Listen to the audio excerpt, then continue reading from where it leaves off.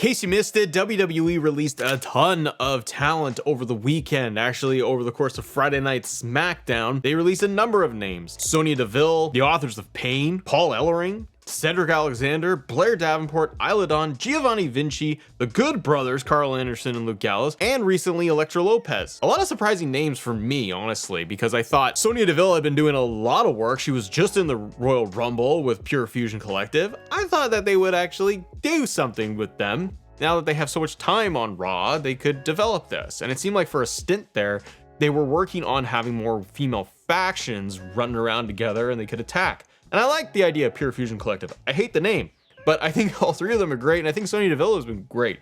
I just wish they would do more with them. So it is surprising that she is gone. Luke Gallows, Carl Anderson, I haven't seen. I know they were in NXT for a while, but I haven't seen them at all really on TV. Cedric Alexander is another example of a name where I think that they could end up being in AEW doing a little bit more. And someone like Blair Davenport, for example, just wasn't on TV like ever. She got called up from NXT and they did barely anything. Like they did a little bit to start and then they did nothing. This is the thing that for some of these wrestlers, according to the reports and all of that, some are under the 90-day non-compete. Some, like, they were let go, and some people were just, they're not renewing their contract and their deal with. We've seen more and more of that, where WWE is simply riding out the contracts and not renewing them. I wonder if it's just going to be a consistent thing for years now, where they're going to cycle talent constantly. I wish that people that were coming from NXT to main roster, that they did have a clear-cut plan, and for the most part, they do. Blair Davenport, I think, is an example of someone who just got called up and they shouldn't have been, because they didn't do anything, because they had no plans for her. They had no storylines. So maybe WWE would be a little bit more careful of, like, when they call people up from NXT, how they will utilize them. I just hope it's not going to be a revolving door system where they're gonna let a lot more talent go every single year, because you never want to see anybody lose their jobs. Okay, the other thing that happened in the last week anyways was going to be Charlotte Flair. Now, she won the Royal Rumble, as we know. We got the big pyro. She made it to the end, pointed at the sign. She's going to WrestleMania. She has to decide who she's going to challenge. She has shown up on Raw, confronted Rhea Ripley. She showed up on NXT and looked at Julia. And then she went up to SmackDown and she looked at Tiffany Stratton, and they had a whole thing. I want to talk more about Charlotte, maybe in a separate video. I did not like the promo on Raw. I found it odd. I thought it was a little awkward. I thought the crowd, they booed her, but I felt like it was more of, boo, we don't want you to be the Rumble winner.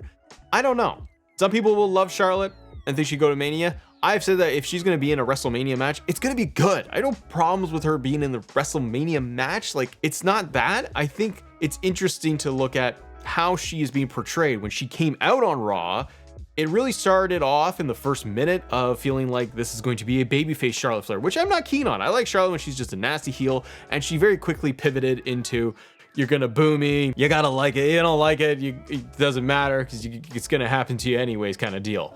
She did kind of the same thing and then told Tiffany Stratton to kiss her feet and get down on her knees. I'm not sure what's the best story for Charlotte. Is it going to be going up against a babyface Rhea Ripley? That would keep Charlotte with a lot of heat, and I think that would naturally work well. They can go back and do the match all over again that they did at WrestleMania 39, and that was a great match. Like, that was one of my favorite ones. I don't know how this build is going to be for her. It doesn't excite me if she is going to be the Rumble winner. I find it just kind of meh, because it was very clear that she was going to win the Royal Rumble, and when it's obvious like that, it's not always very entertaining. Rhea versus Charlotte is something we have seen. Tiffany versus Charlotte we haven't seen before, but I don't know if that is going to be as good a matchup as maybe we thought or think it would be on paper. Tiffany Stratton being the babyface, yes, that's great. She is champion.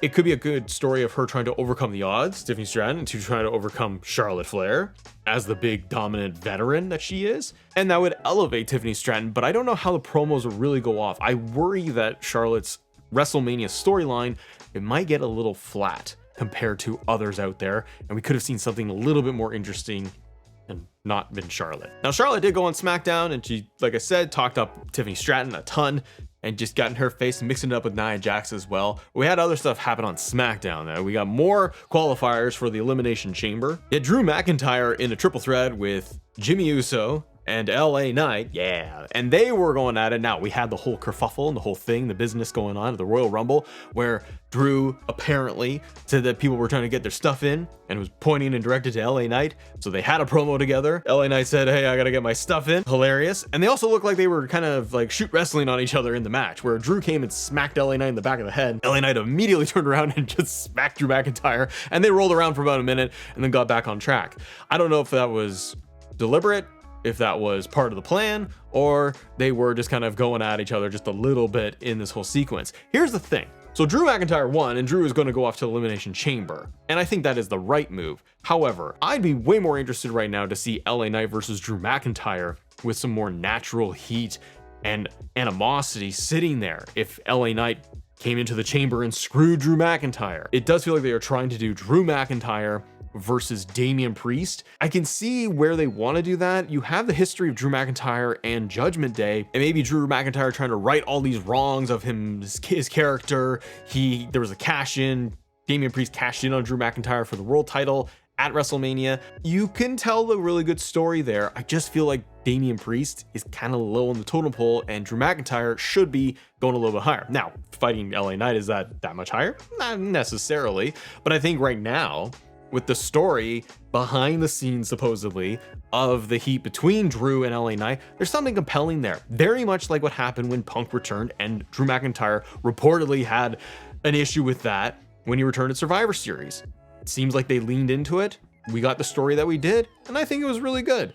I think you could tell a really fun, good, captivating story of LA Knight and Drew going to WrestleMania. I think it would excite me a little bit more than seeing Damian Priest at this point. Because Damian Priest, I'm like, yeah, he's going to have a big triple threat as well and qualify for Money in the Bank. He's probably going to get into Money in the Bank, but it doesn't excite me for those two one-on-one at WrestleMania. Maybe it'll surprise me. Maybe LA Knight will get inserted. Now, in case you missed it as well, there was also the main event segment where you had Cody Rhodes get taken out again by returning Solo Sikoa. So you have the Bloodline. The new Bloodline is kind of all disheveled, right? Jacob Fatu is off doing awesome things, and he's being all nasty, and Tama Tonga is just yaying all over the place, and he's going crazy.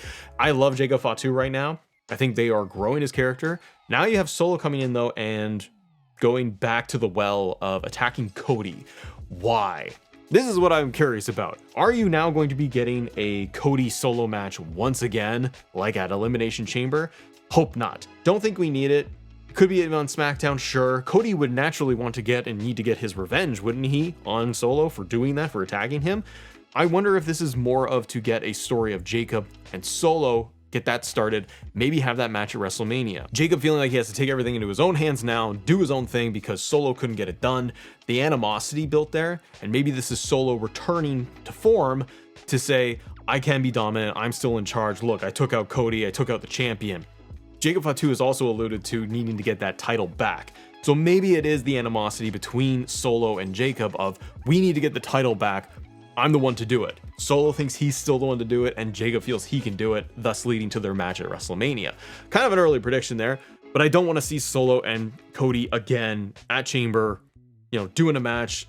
There's no real consequence there unless Jacob Fatu is going to get involved, and that leading to maybe their confrontation and their whole matchup. Now, with the Elimination Chamber that's coming up, we have qualifiers. We have now Drew McIntyre, we talked about. We've got CM Punk. John Cena declared he was in there, and he's going right in, brother. You have another qualifying match, probably going to be Damian Priest getting involved. Seth Rollins, I think, will qualify. Logan Paul, I think, will qualify and beat Rey Mysterio. And on the women's side, you have Liv Morgan, you have Bianca Belair, and you also have Alexa Bliss qualifying. So you have 3 on that side. The women's chamber match, I'm not too sure how excited I am for that one just yet. I think because you have the likes of Alexa Bliss in there, I don't know if I see her winning. Probably go off to WrestleMania to have a different story arc, maybe involving the Wyatts, something like that. I mean, I think it'd be interesting if you had Bliss, for example, going up against Rhea. It obviously depends what Charlotte's going to do, what they're going to have her do for her decision to then go off to Mania. If it is Tiffany, then would you get someone like Bianca to go after Rhea. I still think that if you had a last chance Rumble or Battle Royale or whatever, and you had Io Sky win it to go up against Rhea, that would be a pretty compelling story. But you never know. We'll have to see how the things play out. But speaking of Rumble winners, you got main event Jey Uso, who's going to the main event, who's going to fight maybe Gunther, maybe Cody, you never know. But if you guys want to talk about that, click this video right here. We're talking in depth about Jey Uso, what that decision might be. Have a great day. See ya.